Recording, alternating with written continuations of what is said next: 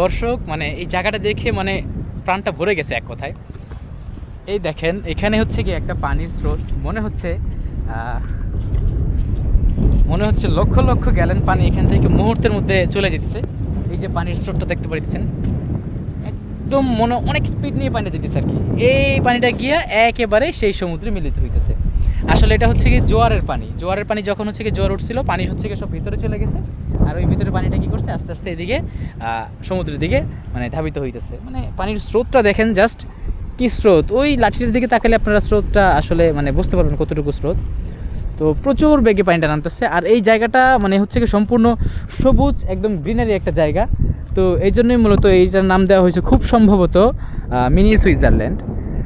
যাই হোক দর্শক, জায়গাটার ব্যাখ্যাটা কি দিব, মানে অসাধারণ এক কথায়, সেই একটা ভিউ, সেই অসাধারণ একটা ভিউ।